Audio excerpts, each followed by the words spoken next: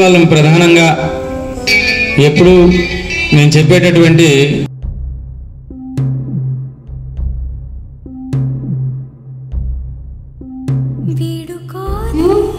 నేను ఈరోజు ఫేర్వెల్ గురించి చెప్పాలంటే ఫస్ట్ సారీ గిఫ్ట్ ఇచ్చిన తర్వాత చెప్తాను, ఓకేనా?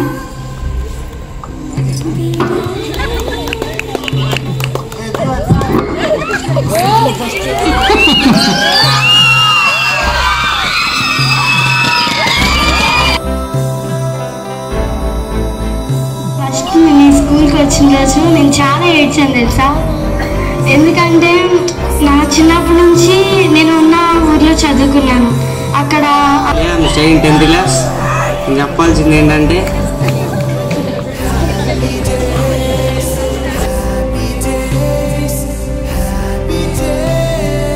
Thank you for giving this opportunity sir. My dear 10th class brothers and sisters,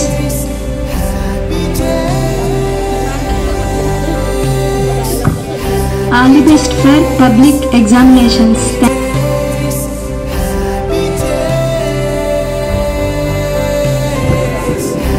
ముందుగా నేను 10th వాళ్ళతో గడిపిన ఆ క్షణాలు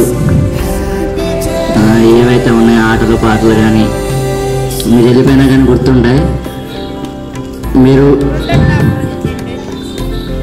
This is Shweta. I am studying 9th class. 10th class brothers and sisters, all the best for examinations. And teachers and my dear friends, నేనైతే ఇప్పుడు 10th వాళ్ళ గురించి వాళ్ళ ఎగ్జామ్ బాగా రాయాలని ఏమీ మాట్లాడను. వాళ్ళతో నేను ఎలా స్పెండ్ చేశానో దాని గురించి మాత్రమే నేను మాట్లాడతాను. మీకు తెలియదు కానీ నేను సండే కూడా స్టడీ అవర్కి వచ్చేదాన్ని.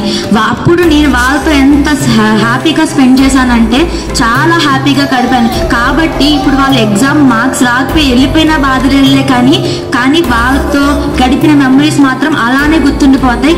నిజంగా హార్ట్ నుంచి చెప్తున్నాను, వాళ్ళు వెళ్ళిపోతున్నందుకు చాలా బాధగా ఉంది. కానీ స్టడింగ్ 9th క్లాస్.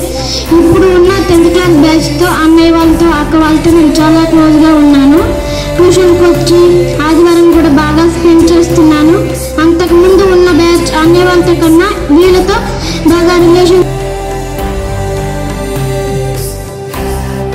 క్లాస్ వాళ్ళందరికీ నా ఆల్ ద బెస్ట్, మంచిగా ఎగ్జామ్స్ రాయాలని ఆశిస్తున్నాను. స్కూల్కి మంచి పేరు తీసుకురావాలని ఆశిస్తున్నాను. నేను వచ్చి 5 months అవుతుంది. నేను హైట్ సెక్షన్కి రాకపోయినా కానీ నేను మాత్రం హైట్ సెక్షన్తో బాగానే మింగిల్ అయ్యాను. చదువుతున్నాను. ఇలాంటి ప్రిన్సిపాల్ సార్ని ఎక్కడా చూడలేదు.